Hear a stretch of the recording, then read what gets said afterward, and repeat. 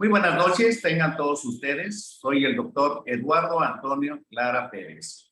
A nombre de la Fraternidad Médica por la Salud, Médicos Unidos por México, les doy la más cordial bienvenida este martes 30 de agosto del año 2022.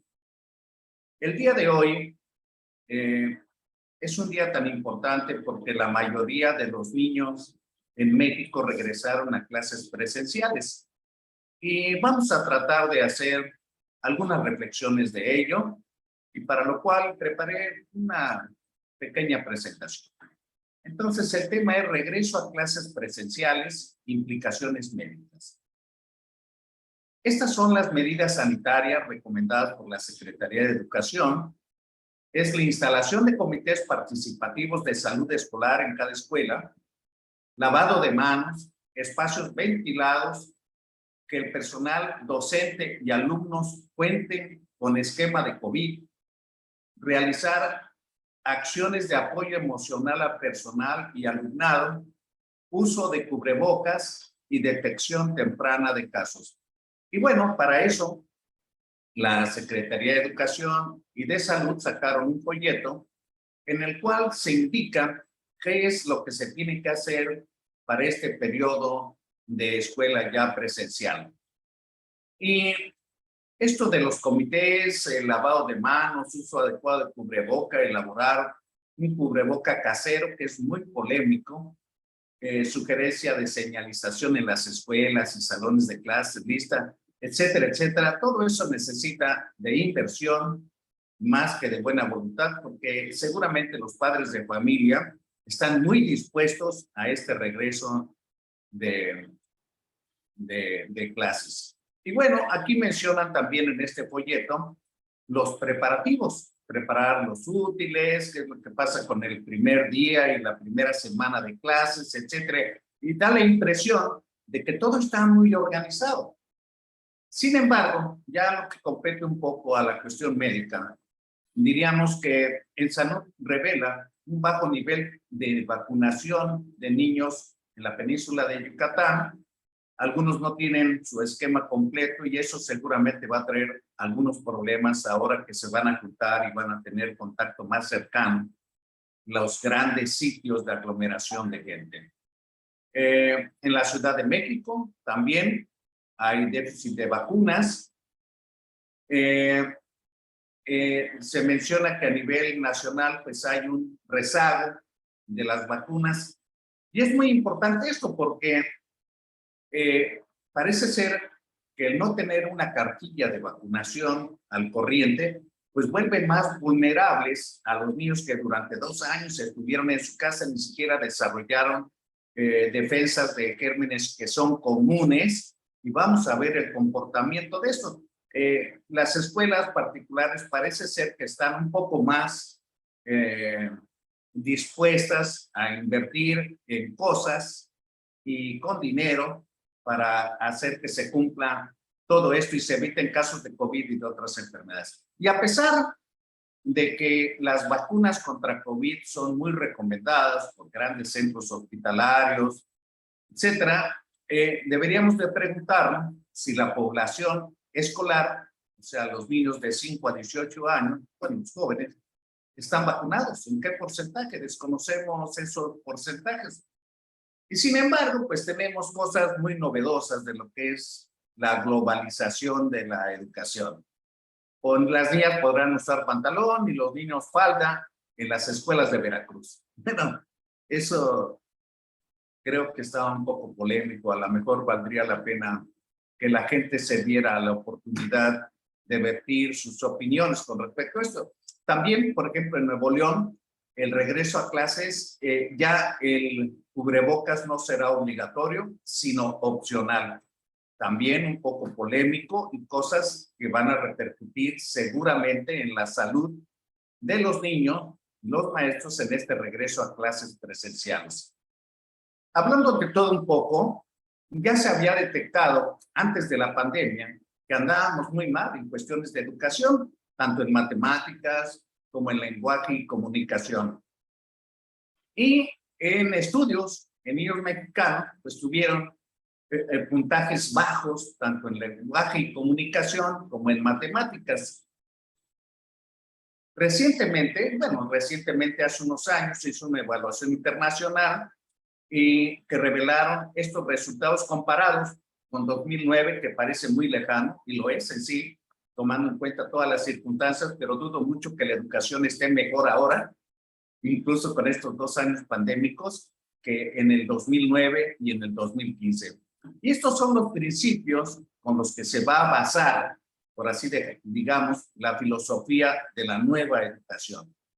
La universalidad, la integralidad, la equidad y la excelencia. Y bueno, todo esto pareciera que está muy bien si tomamos en cuenta que la gran cantidad de gente con posgrado son maestros y personas que dan clases. Y tal parece que todo en el papel es muy buenas intenciones, porque dentro de lo obligado son todas estas cosas que las conocemos de hace mucho tiempo y que algo está sucediendo y por desgracia pues no se lleva a cabo.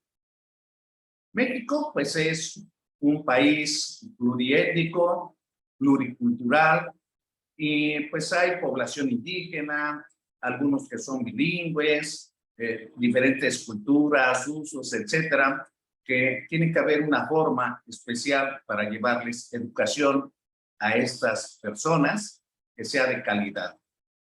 También es bueno hablar acerca de la nutrición.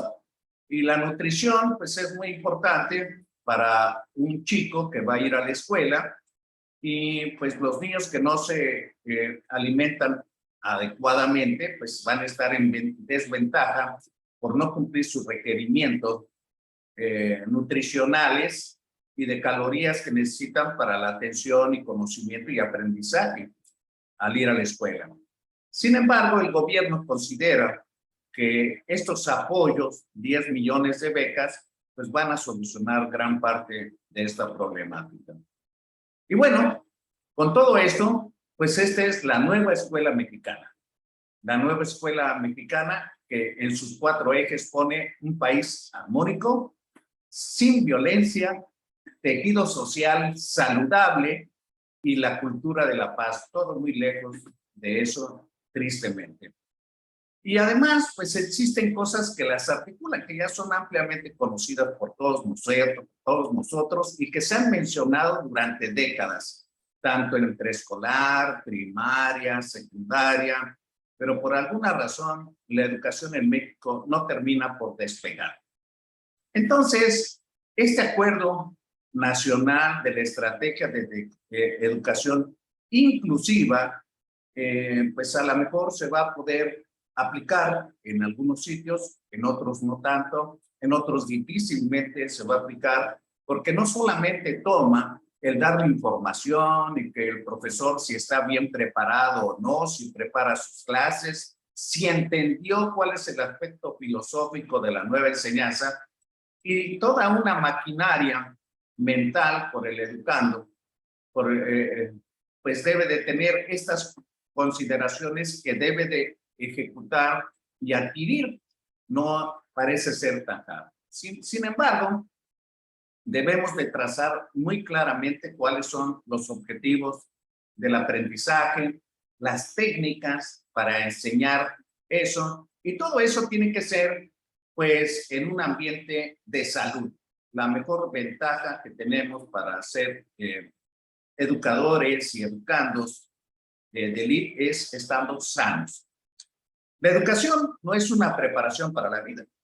La educación es la vida en sí. ¿Esto qué quiere decir? Quiere decir que lo que vivimos cada uno de nosotros es parte de nuestra educación.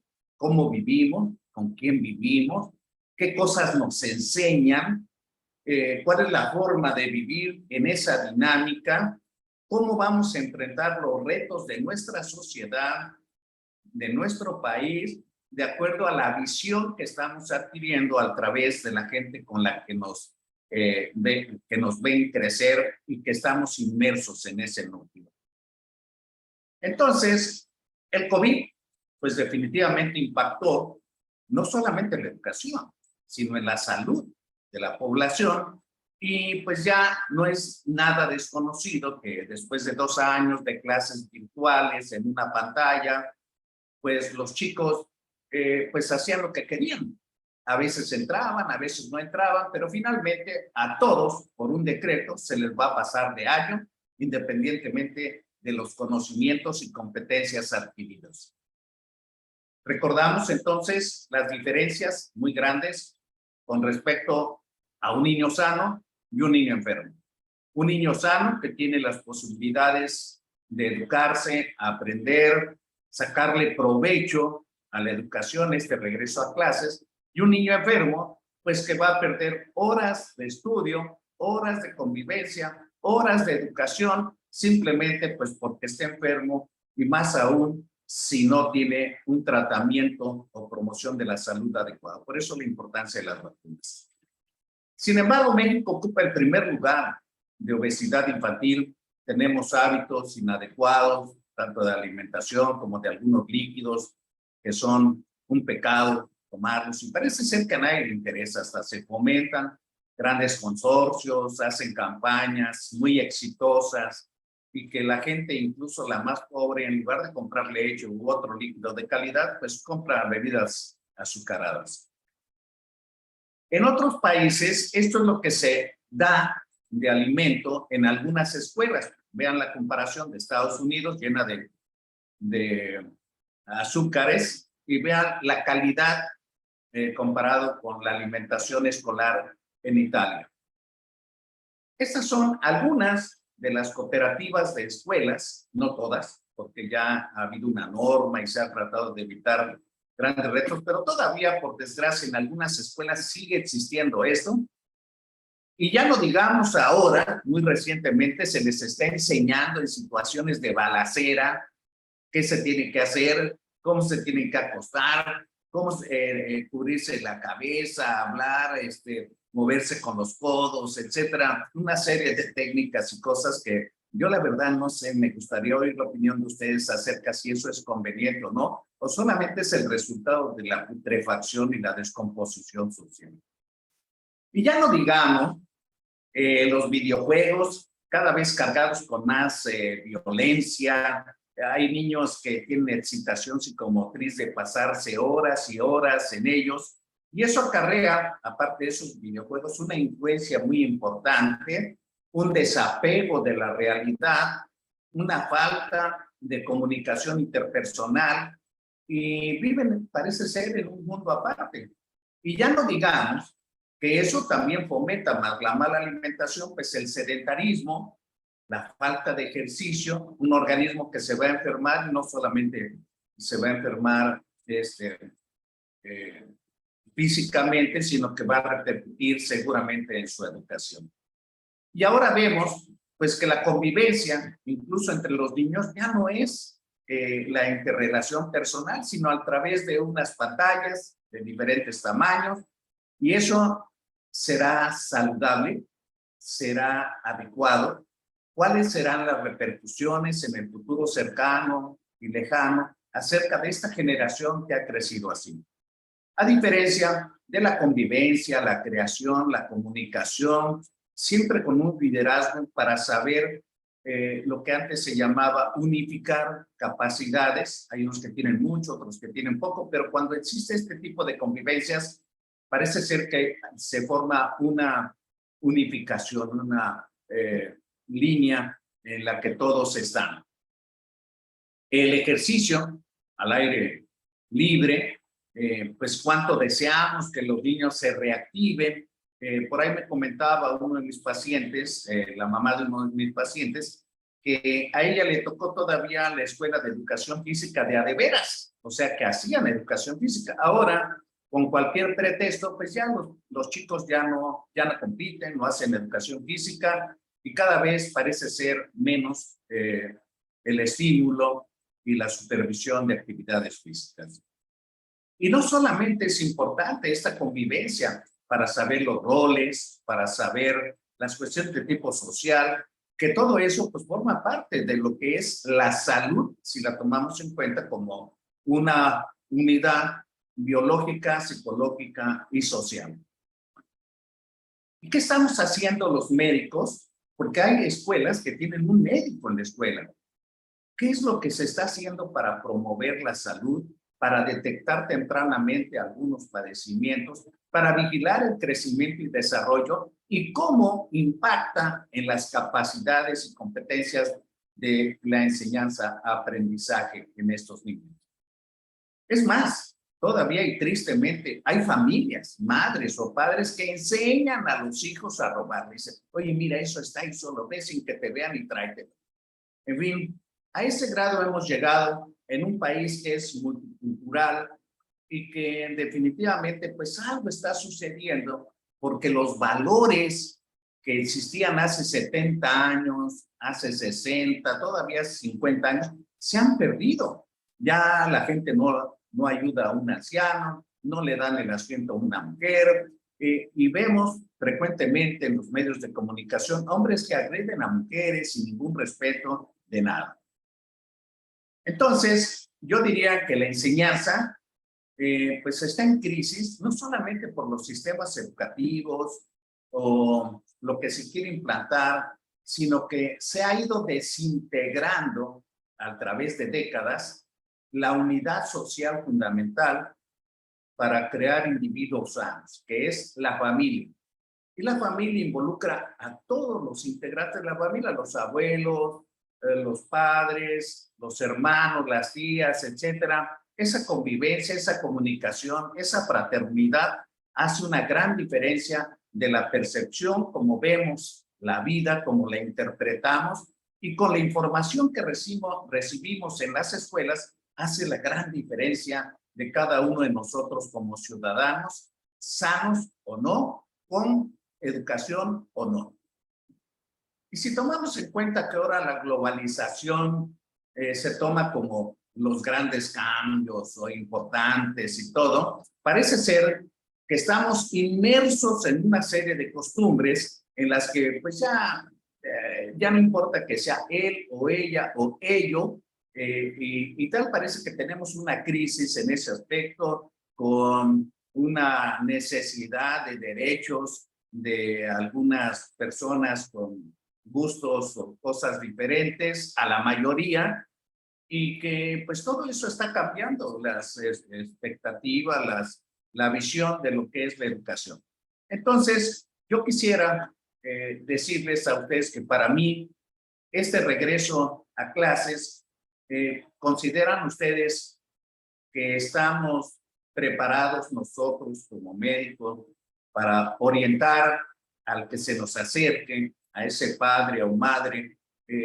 Yo creo que hay un mínimo que tendríamos que revisar con ese paciente. Antiguamente se acostumbraba que en algunas escuelas pedían un examen o una valoración médica para iniciar el curso escolar.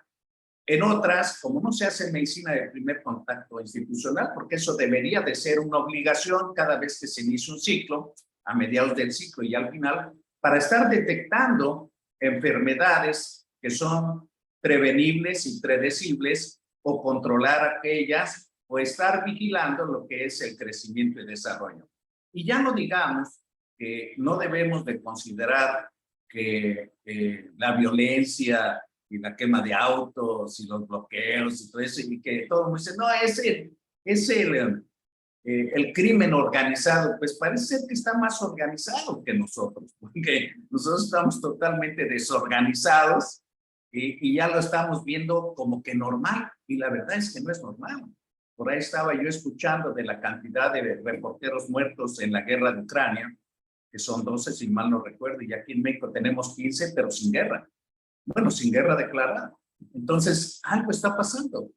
Y todo eso va a repercutir definitivamente. Es un gran cambio, así como fue un gran cambio, pues el uso del cubrebocas, mantenerse aislado, confinado en su domicilio, nuevas formas para ir a trabajar, guardar la distancia, estarse lavando las manos, que es una excelente adquisición que hemos tenido, quitarse el calzado al llegar a casa, cosas de ese tipo. Pero seguramente se van a venir ahora con este regreso de clases presenciales, algunas de las cosas que sería bueno reflexionar si estamos preparados para enfrentar estos nuevos retos del regreso presencial de clases los escolares en México. Y ahora, pues dejo abierto aquí para preguntas o comentarios, el que guste comentar, pues nada más le pido que encienda su cámara y su micrófono para que nos dé su opinión, y eso seguramente va a enriquecer mucho de lo que yo he intentado tratar de entusiasmarlos y hacerlos pensar un poquito con la intención de tener una lluvia de ideas acerca de algo que me parece trascendente. ¿Y cómo no va a ser trascendente? Son 30 millones de mexicanos en números redondos que regresan a una actividad en la República Mexicana. Es un mundo de gente. Seguramente que habrá historias de todo tipo. ¿Y cómo estamos los médicos preparados? ¿Qué consideramos que debería de ser? ¿Qué opiniones tienen acerca de la vacunación, como está sucediendo en México? Por ahí hay mucha gente que comenta que es lo mismo en todos los países. Bueno, habría que decir igual, ¿verdad? No nada más decir nada que es lo mismo y ya. El académico doctor Guillermo Llanos quiere el uso de la palabra. Adelante, Guillermo. Buenas noches, doctor Antonio, ¿qué tal? Qué gusto saludarlo y el gusto Gracias. también para todos los que estamos aquí presentes hoy. Muy interesante cómo está abordando este tópico, y yo le diría lo que yo veo en el posgrado, en la residencia de cirugía pediátrica. A pesar de que los muchachos la mayoría del tiempo no pararon de sus actividades, solo se espaciaron sus guardias y de alguna manera hubo que tomar algunas medidas sanitarias. Y en el caso de mi programa, mis residentes y su servidor, trabajamos en una campaña de vacunación para todo el personal, y todo el personal que fue atendido y que fue vacunado del hospital, más o menos 7,000 trabajadores. Cuidar sus complicaciones y todo desde la primera y la segunda y el refuerzo, 3 dosis. Y lo que yo noto con los muchachos es que sí se vio mermada su salud mental, en el sentido de que tienen un poquito más de dificultad ante la incertidumbre, tienen más, como más delicadeza al momento de quererse comprometer, como que están sintiendo más complicado el aventarse como antes, que anteriormente, pues, oye, va una venodisección ahí a la terapia, y vamos, ahora que hay que ir a chambear, ¿no? O hay que ir a hacer manos. Ahora están más cuidadosos de lo que hacen, más afectivos, más vinculados con el ser solidarios entre ellos, y al mismo tiempo tratar de cuidarse, de no meterse en problemas. Sí siento yo que la salud mental en el posgrado, en los estudiantes de medicina y en los residentes, se vio mermada por la pandemia, y por ende también el desempeño académico, porque la gran mayoría de los programas, y sobre todo los programas que tenían habilidades técnicas, como es la cirugía, un buen porcentaje de la cirugía se difirió y dejamos puras urgencias o cirugías que ponían en riesgo la vida, aunque no fueran emergencias, pero que sí, por ejemplo, un cáncer que si no lo operas, la estratificación cambiaba, etcétera, ¿no? Entonces, yo creo que podemos hablar de la educación y del papel de nosotros como médicos como un antes y un después de la pandemia. No somos los mismos nadie, no somos los mismos. La pandemia vino a hacer una modificación incluso cíclica. Yo creo que porque no hay literatura o no la estamos buscando suficientemente bien, pero yo creo que sucedió algo mismo a proporción guardada en 1919 con la viruela negra, ¿no? Y todo en Europa, cómo se extendió eso en un periodo entre la Primera Guerra Mundial y la Segunda, ¿no? Cuando estaban los europeos apenas agarrando vuelo en todos los ámbitos, ¿no? Entonces, el otro día también yo hacía una reflexión que me parece también muy interesante y que tiene que ver con la educación básica, ¿no? Y la preescolar. ¿Por qué lo hago? Pues porque nosotros tenemos muchos niños preescolares que son los que atendemos aquí en el hospital.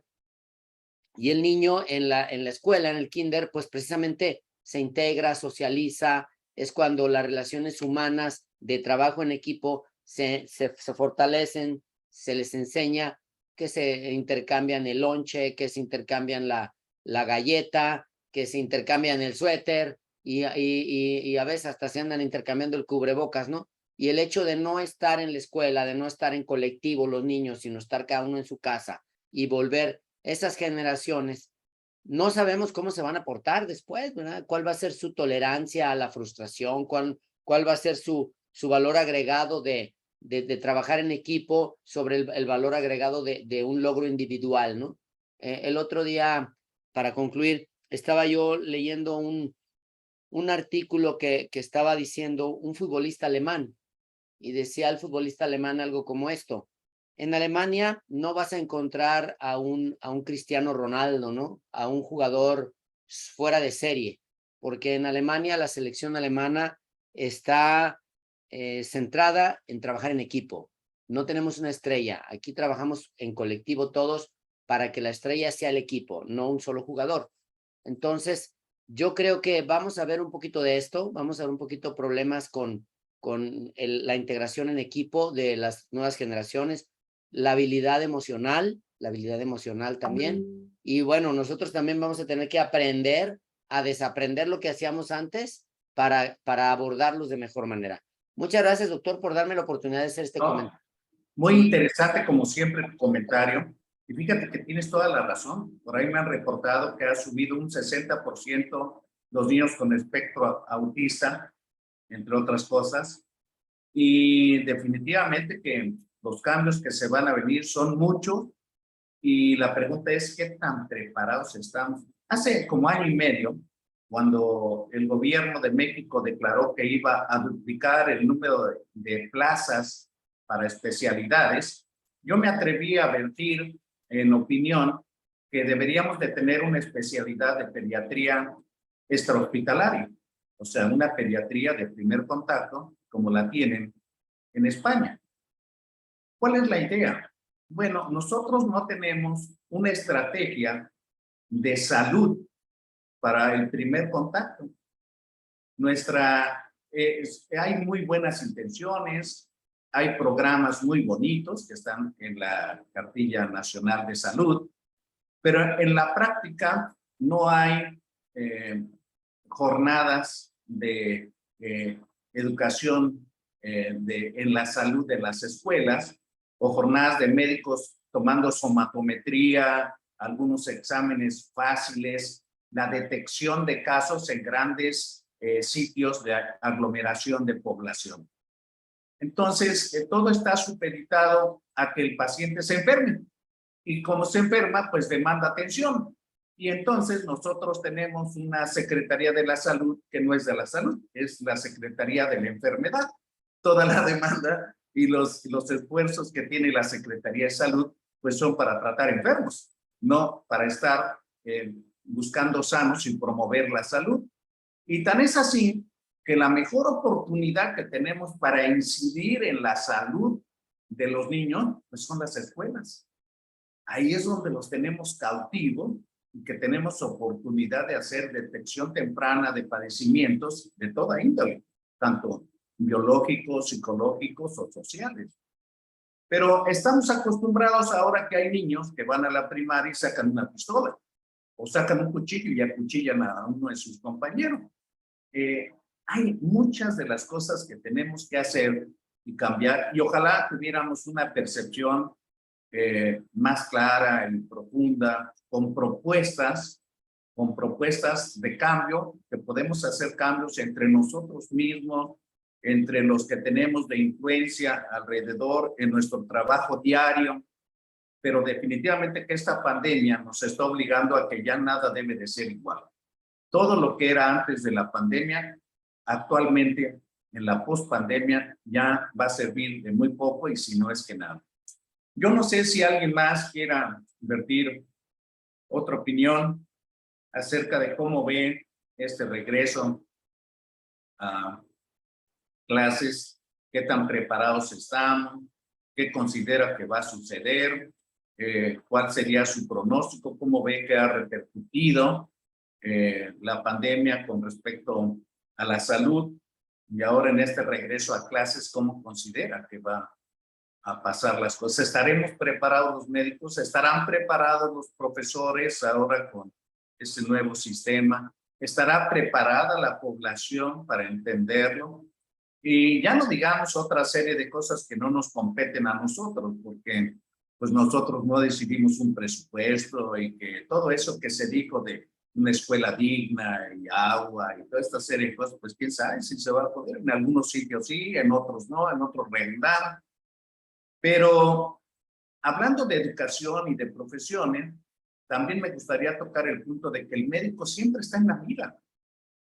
Yo no sé si hay otros consejos, así como la CONAMED, ¿verdad? Que esté vigilando el actuar médico, que existan tantos colegios para certificar que tú tienes habilidades o competencias.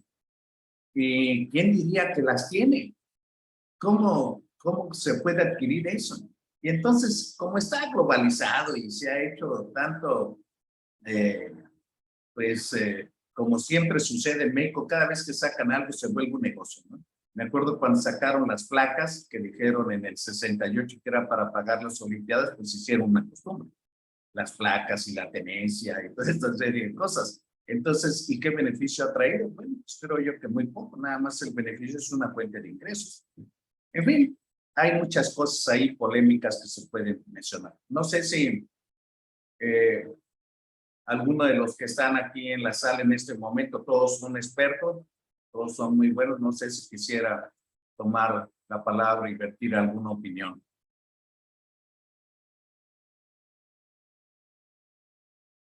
¿No? ¿No se anima nadie?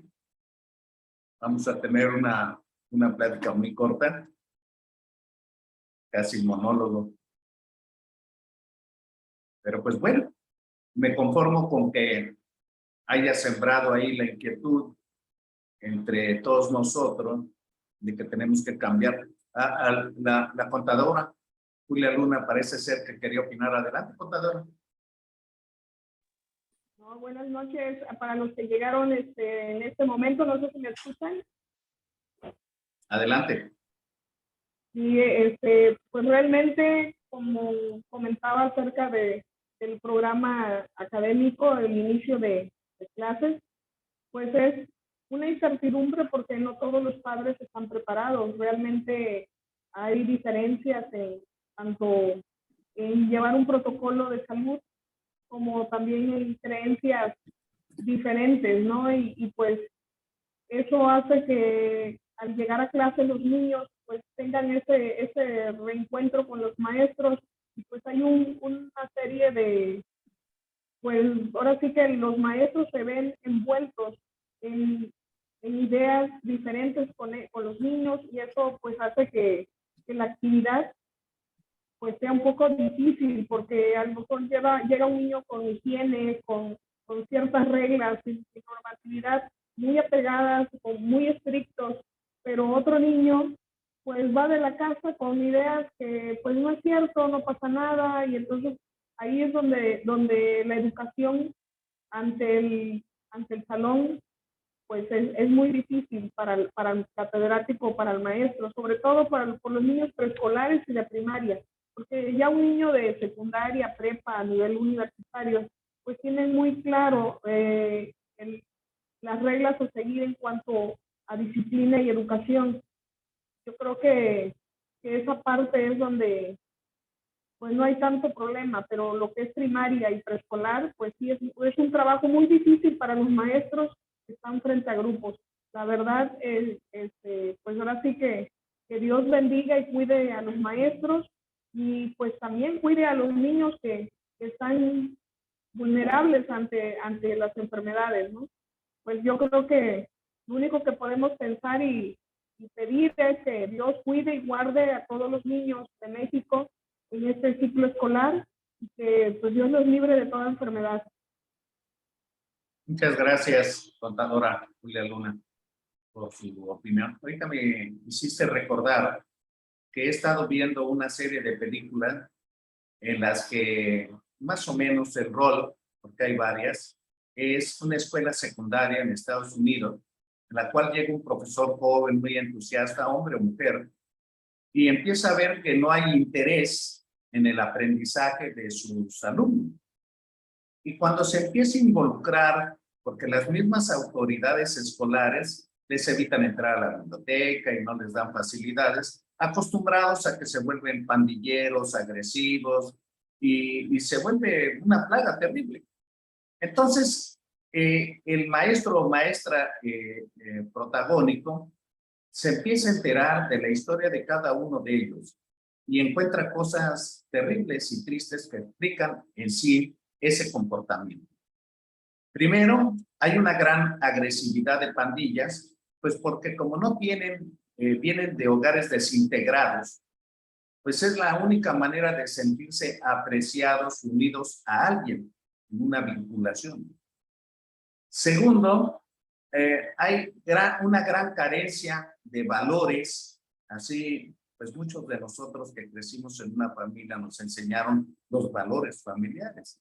Entonces, esta desintegración de familias y anormalidades de las familias, padre golpeador, o que viola a la hija, a la sobrina, o que golpea a los hijos, los manda a trabajar, les quita el dinero, etcétera. Y cada uno tiene una historia catastrófica y que repercute en la escuela, por supuesto, pero también repercute en la sociedad.